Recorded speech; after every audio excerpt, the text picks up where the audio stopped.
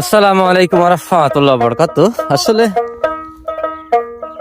চিত্ত মিডিয়ার জুয়েল ভাই যে কথা বলেছিল, সবাই যদি চাকরি এবং অন্য কাজে ব্যস্ত থাকে তো আমার মতো পাগলও আসলে কিছু থাকা দরকার।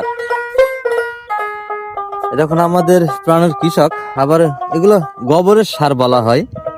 গোবরের সার মাটির উর্বরতা তৈরি করার জন্য কিন্তু আবারও জমি নিয়ে ছড়িয়েছে, সে গাদার দিয়ে রাখছে, এগুলো ছড়ানো হবে।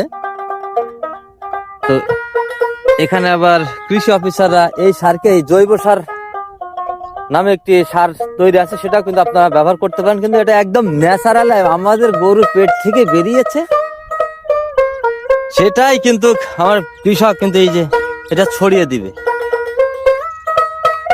এভাবেই দীর্ঘদিন ধরে আসলে চাষ কাজ করে থাকে আমার প্রাণের এলাকার মানুষগুলো।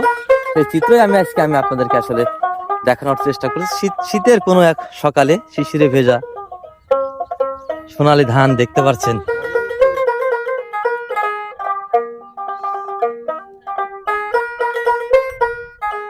মাশাআল্লাহ মাশাআল্লাহ, এভাবে ধানগুলো আসলে বেঁধে রেখেছে এবং নেড়ে ভিজিয়ে দিয়েছে গাগুলো।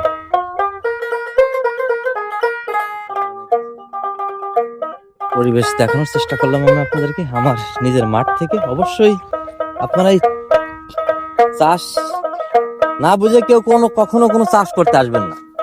আগে বুঝবেন, জমি সম্পর্কে জানবেন, চাষ সম্পর্কে জানবেন, যে কোন জমিতে কি ওটা প্রয়োজন সেটা জানবেন। আপনার কৃষি অফিসার আছে তাদের কাছে জেনে বুঝে, না বুঝে মোজো না পিড়িতে একটি গানও কিন্তু আছে। আসলে আমি অত কবির ভাষা এবং আমার বলার ক্ষমতা হয়তো আল্লাহ পাক আমাকে দেয়নি। আমি বাস্তব দেখছি আর সেই চিত্রগুলোই কিন্তু আমি আপনার মাঝখানে শেয়ার করছি।